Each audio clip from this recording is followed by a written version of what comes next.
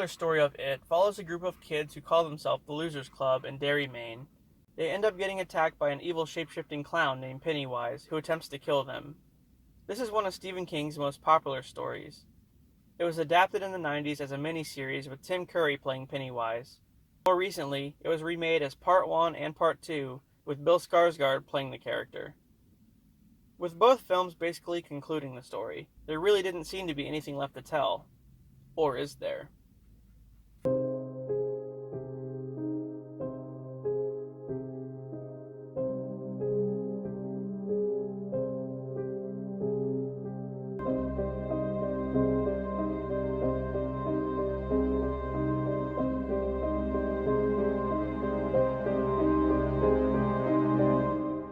Before we get into the main part of this video, let's dive into the lore just a bit, shall we?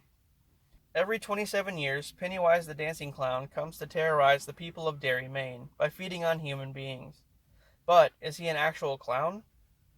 In the first film, we learn that Pennywise can shapeshift and take the form of whatever you fear the most, because he feeds on humans, and fear makes them taste better.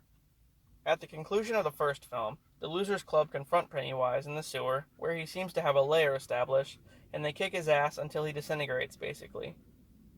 Then, Part 2 is 27 years later, with the Losers Club, now adults, reuniting to fight him once again.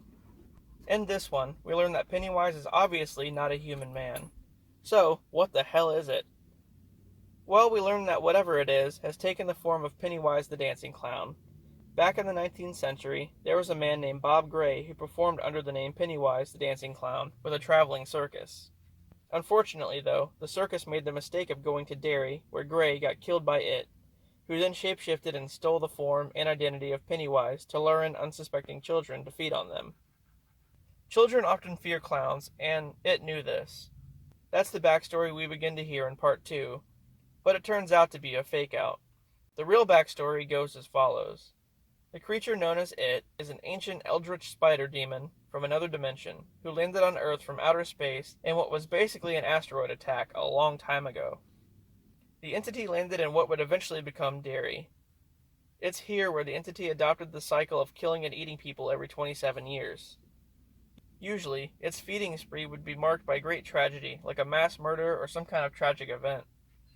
This happened from the time of Native Americans and continued to present time, with various catastrophes happening every 27 years in Derry, throughout which the entity chose the form of Pennywise. Like I mentioned before, Pennywise lost the first time against the Losers Club, and then again 27 years later when they were adults. The group learned that the only way to see the true form of the entity, the Deadlights, was to engage in a ritual of chud. After doing so, they killed it by simply not being afraid, starving it to death. The one thing the movies didn't tell you was about Pennywise's arch-nemesis, and this is where the main part of the video actually is. So after Part 2 came out, there was brief mention of a third film which would serve as a prequel and origin story for Pennywise. Originally believed to touch on the Bob Gray storyline, with the entity becoming Pennywise. But after that, it looked like that was thrown out, and the original novel's backstory would be expanded on. The Eldritch Spider Demon has an arch-nemesis, and that of a giant galactic turtle named Maturin. The story goes that a long time ago, Maturin vomited up the universe after having a stomachache, creating all that we know. As Maturin represents good and light, Pennywise represents the opposite, and is evil. This seemed like it would serve as the plot for the third film. However, according to director Andy Muschietti, that's just not the case anymore. There is, however, a series in the works over at HBO Max called Welcome to Derry. As of April of this year, Andy Muschietti will be executive producer, and Jason Fuchs will write the script. Really? Fuchs? The series will take place in the 1960s, focusing on Pennywise's origin, 27 years before the first film, and it will be set in the same universe as Part 1 and 2. So there you go. We are getting an origin of sorts after all. It may not be about Bob Gray and the traveling circus, or even a direct story about the turtle vomiting up the universe. But a Pennywise origin of some kind would be pretty cool. What do you guys think? Alright, well I hope you enjoyed this one, and if so, please like and subscribe. With that, I'll see you later.